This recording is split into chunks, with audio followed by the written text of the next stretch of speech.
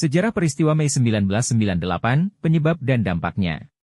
Peristiwa Mei 1998 merupakan klimaks dari ketidakpuasan terhadap Orde Baru.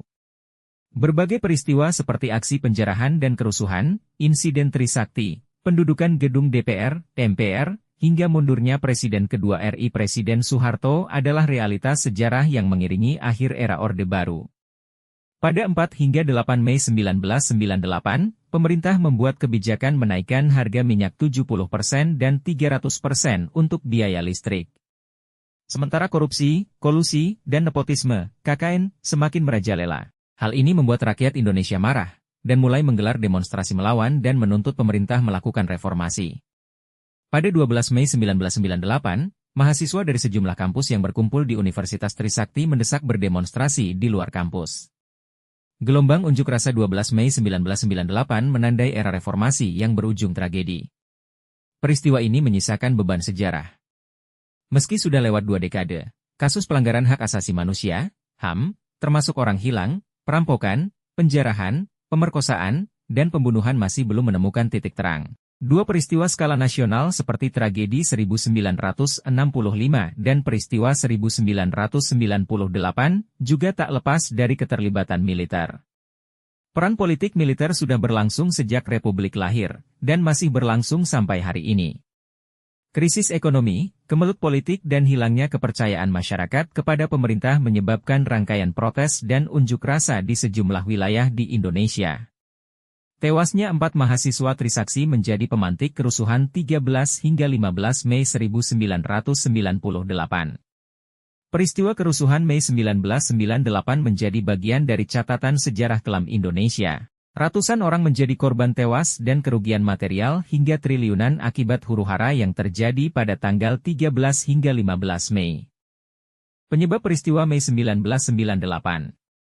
Faktor ekonomi menjadi pemicu utama. Krisis moneter 1997 memicu inflasi, pengangguran, dan kemiskinan yang meluas. Hal ini memicu keresahan masyarakat, terutama mahasiswa dan rakyat kecil. Faktor politik juga berperan penting.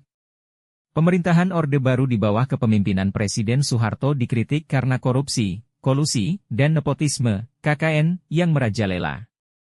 Ketidakadilan dan represi politik semakin memperburuk situasi. Tragedi Trisakti pada 12 Mei 1998 menjadi titik balik. Penembakan terhadap 4 mahasiswa Universitas Trisakti oleh aparat keamanan memicu kemarahan massa dan demonstrasi besar-besaran di berbagai kota. Isu SARA kemudian ditunggangi oleh pihak-pihak tertentu untuk memperkeruh suasana. Kerusuhan, penjarahan, dan pembakaran terjadi, terutama di Jakarta dan sekitarnya. Pengunduran diri Presiden Soeharto pada 21 Mei 1998 menjadi puncak peristiwa ini. Jatuhnya Orde Baru membuka jalan bagi era reformasi di Indonesia.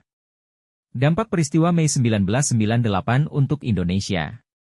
Korban jiwa dan kerugian materi. Peristiwa Mei 1998 menelan ribuan korban jiwa dan menyebabkan kerugian materi yang besar. Banyak orang kehilangan nyawa, bangunan rusak, dan terjadi penjarahan serta pembakaran. Perubahan politik. Peristiwa Mei 1998 berujung pada keruntuhan rezim otoritarian Soeharto yang telah berkuasa selama kurang lebih 32 tahun. Presiden Soeharto mengundurkan diri pada tanggal 21 Mei 1998 dan kekuasaannya dialihkan kepada B.J. Habibie.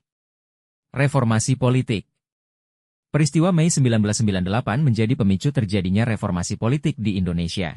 Reformasi ini meliputi perubahan sistem politik, kebebasan pers, pemilihan umum yang lebih demokratis, dan penghapusan beberapa aspek otoritarianisme dalam pemerintahan.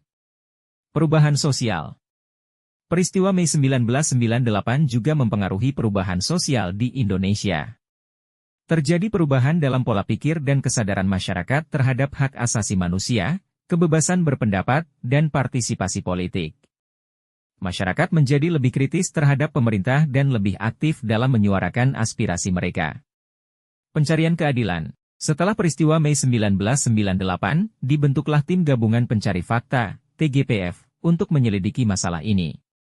Namun, hingga saat ini masih terdapat kontroversi dan ketidakjelasan mengenai penyebab dan pelaku dari peristiwa tersebut.